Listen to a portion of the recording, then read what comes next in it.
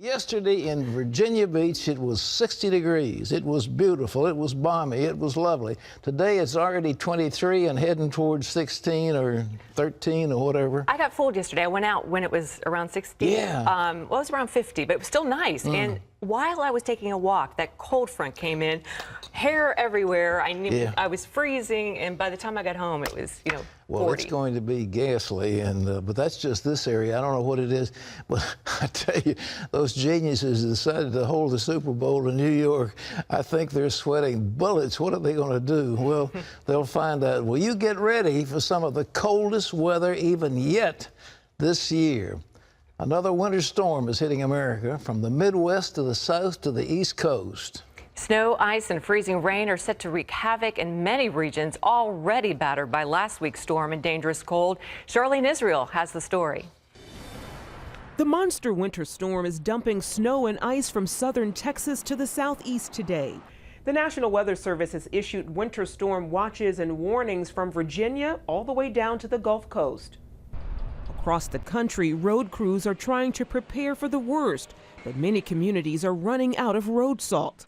Lots of spinouts. The roads are real icy due to the temperatures, and the salt doesn't work in these temperatures too well. It gives you traction, but that's only where the salt is. It's not really melting anything.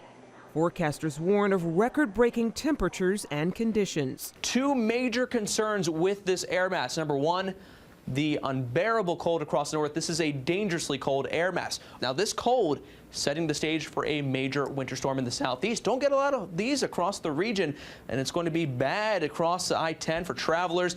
Icy mix, sleet and freezing rain. Most of the country is going to have a frigid February. It'll be centered over the center part of the United States, and lots of storminess and lots of snow and cold for the United States. It's going to be the coldest winter probably since the winters in the late 70s.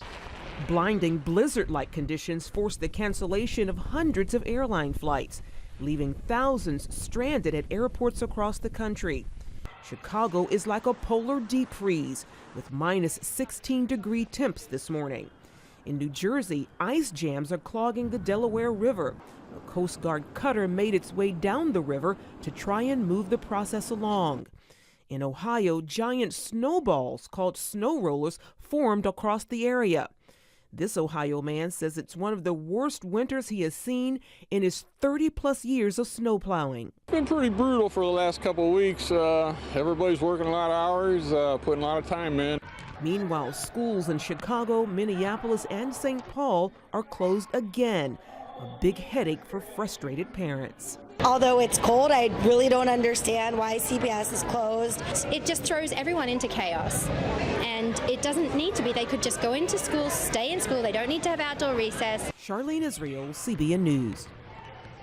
Well, here, if it gets cold, just a little bit of ice, they shut everything down because we're just not used to driving in those conditions. But, hey, cold weather doesn't stop hot air. The hot air in Washington is going to keep going. Speech-making politicians will be cheering. I'm not sure in Washington whether they'll even be able to get into the Capitol, but we'll see.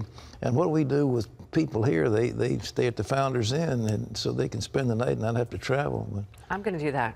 I only live about 15 minutes from here, but don't do it. I just, even last week when we had that blizzard, it was nice. I could just walk over, in the snow. Well, the ice is difficult to drive in, even if you've got four-wheel drive. It'll it just starts getting away from you. But people have got to know how to handle that stuff, and sudden acceleration or deceleration starts the car in a skid, and it's unless you know what you're doing, it's very, very difficult. So the advice is, folks, I don't care what these days, stay home, stay safe, and watch our television program. Well, as the president tonight gives the State of the Union address, John Jessup has that story from Washington.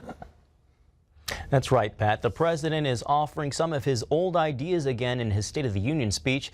His main theme is that the government can help provide opportunities to Americans who aren't doing so well in the economy.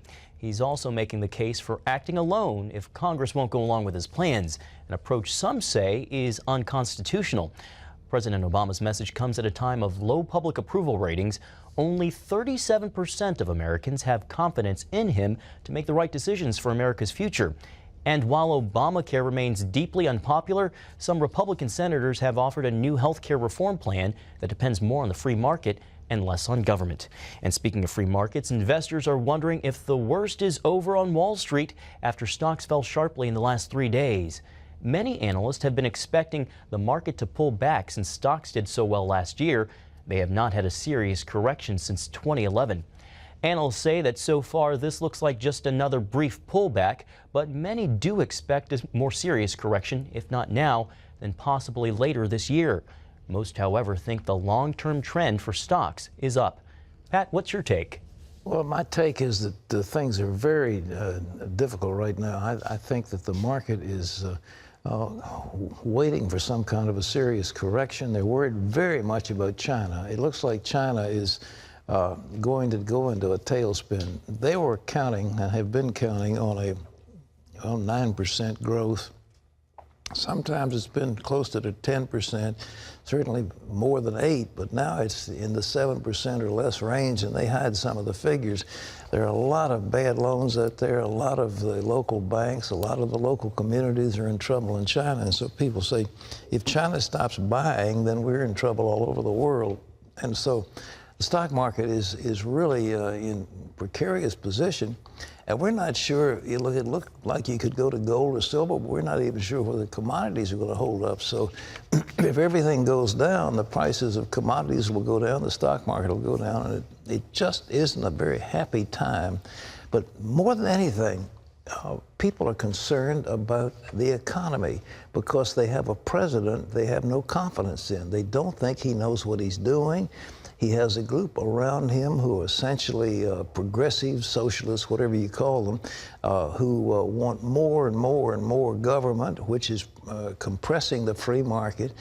And he's putting roadblock after roadblock in the way of business, small business, large business. He's trying to put on more taxes. Everything that you could possibly do to crimp the economy, they're doing it. And so investors are very worried about the state of not only the United States economy, but the whole world. So it's not a happy time. And it looks like the United States dollar, interestingly enough, is going to be one of the major bulwarks against a major sell-off. John? Supporters of Pastor Abedini say an Iranian official recently offered a glimmer of hope the imprisoned American could be freed. The American Center for Law and Justice reports Iran's foreign minister suggested clemency could be an option. In an interview with CNN, the foreign minister replied to a direct question about Pastor Abedini by saying, "We have various clemency measures in Iran that can be introduced, happened in the past, can be introduced again in these cases." He quickly followed up by saying the decision is not up to him, but to Iran's judiciary. You can find out more about the efforts to free Pastor Abedini by going to cbnnews.com. Well, Monday marked International Holocaust Remembrance Day. From Poland to the UN to Israel, ceremonies honored the deaths of 6 million Jews in what some call history's greatest crime. Chris Mitchell has that story from Jerusalem. The world remembered the Holocaust, but for survivors, the memories never fade. There's not one day when we don't think about the events hidden in our minds. There's not one day. It always returns. Dreams return. We still hear in our dreams dogs barking, those German commands. In Auschwitz, more than 50 Knesset members joined Holocaust survivors and world leaders to mark the liberation of the worst of the Nazi death camps.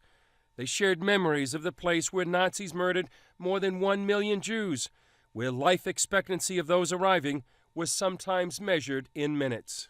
Dogs were barking, and there was a terrible smell. We didn't know what the smell was.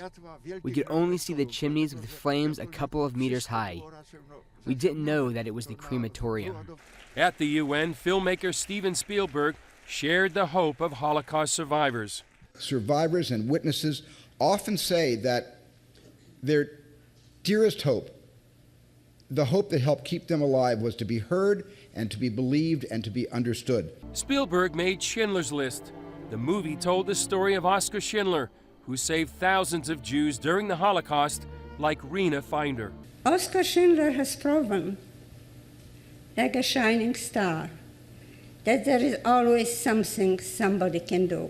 On International Holocaust Remembrance Day, over and over around the world, whether at Auschwitz, the UN, or here in Jerusalem at Yad Vashem, Israel's National Holocaust Museum, the refrain was the same: never again. When we say that phrase, never again, it shouldn't just be something that we say without thinking.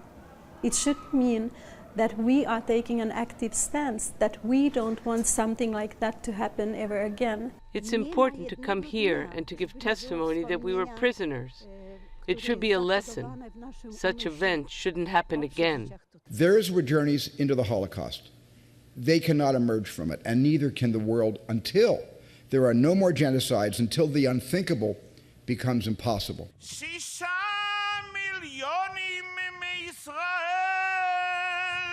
Chris Mitchell, CBN News, Jerusalem.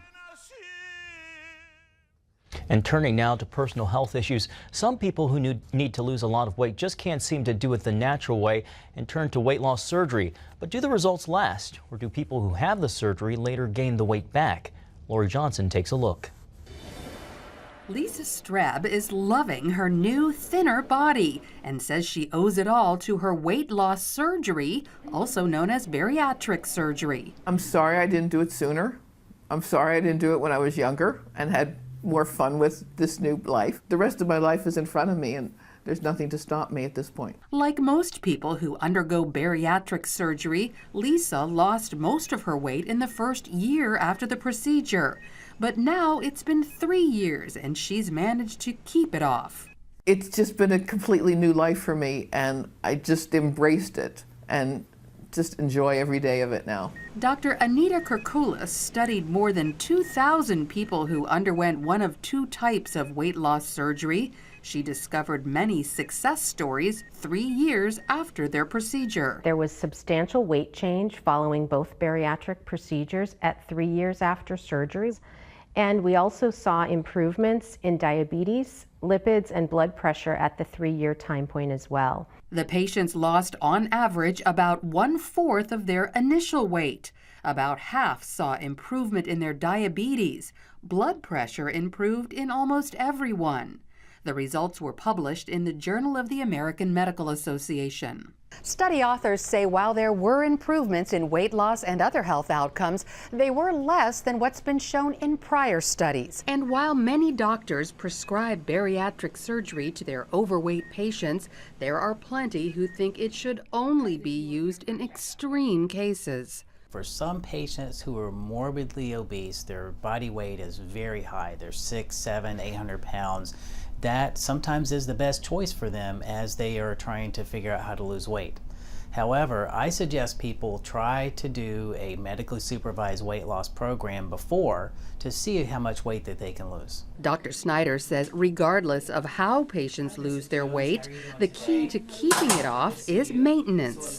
The exercise, the building in accountability with coworkers, with family members, with friends, via Facebook or in person is crucial, because any tool can help somebody lose weight quickly, but you have to address what's the reasons people became overweight in the first place. In fact, he's helped bariatric surgery patients who gained back their weight lose it again with diet and keep it off with a strong support system. Lori Johnson, CBN News. Pat, as we just heard in Lori's story, it's not for everyone, but it's pretty amazing the results the procedure can produce. I am not a fan of that. Thank you very much, Lori. I do not believe that's a good thing, except what that doctor said. Those who are morbidly obese, somebody's got 500 pounds or 600 pounds, can hardly move.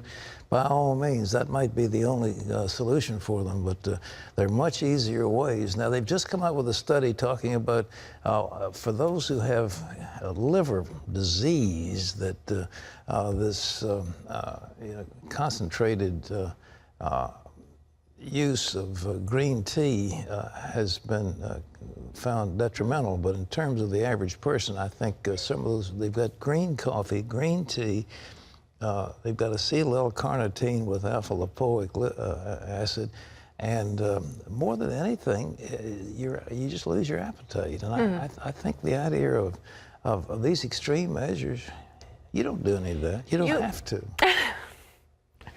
I did my green drink this morning. You got a green drink? You know, will you? If I bring it in one morning, will you try it? Well, of course. Hey, you know, somebody gave us a juicer, one of those gigantic things, and one day I was reading, and my wife's in the kitchen, and it sounded like a jet airplane taking off, and I came, oh, what are you doing? Well, I've got a juicer going. So she put all these vegetables into this thing, and that comes a little teeny cup I of this. know, it's ridiculous. But it was delicious. You know what I did when I was sick a couple weeks ago? I juiced garlic and ginger, and I put something else in it. I thought I was going to die. I mean, I ran out of the house. I was like, I needed some air. It burned my stomach. Don't do that at home. Do not juice a lot of ginger and garlic together. I mean, just maybe a tiny bit. I just overdid it. I put a bunch in it because they're both really medicinal. Well, this I would not do, but she had little bits of apple. She had a little bit of this, that, and the other, and then all this. She had kale, and she had you name it, all this stuff in there. And it was quite good. But man, there's so much goes in. And then what she did is I'm just real proud of her. She made a meatloaf. And instead of throwing away the stuff, she put that into the meat as a filler. And it was really delicious. Oh my goodness. All those vegetable husks and whatever. I mean, I'm telling you. Fantastic. So, lots of fiber. Fiber. But if you want to lose weight, folks, there's a guy on PBS who's got the real stuff. He's talking about micronutrients, and he's talking about nuts and berries and things like that. And you eat some nuts, and you eat some berries, and you eat a little bit of oatmeal and what have you, and you're not hungry for the rest of the day. That's my secret, and it's easy. It's a whole lot better than getting some half of your gut cut out. I mean, that is not cool. I'm sorry. I just can't buy that. Using bombs and heavy guns, Islamic militants killed at least 99 people in an attack on a Christian village in northeast Nigeria. Villagers say the attackers stormed a Roman Catholic church during Sunday morning service. Spraying the congregation with bullets and setting off bombs, the terrorists killed dozens inside the church and held others hostage during a 5-hour siege. They also burned down hundreds of homes. Officials say it is one of the highest death tolls in attacks by Islamists. The Christian singer Carmen is facing a new health crisis. The famous musician has been battling cancer for nearly a year. In an emergency update on Facebook, he says a new infection could be threatening his life and saying for the first time, he's really worried. To see his full post and to share how his music has impacted your life, you can visit our CBN News Facebook page. You'll find a link to that at our website, cbnnews.com, where you can always get the latest from CBN News.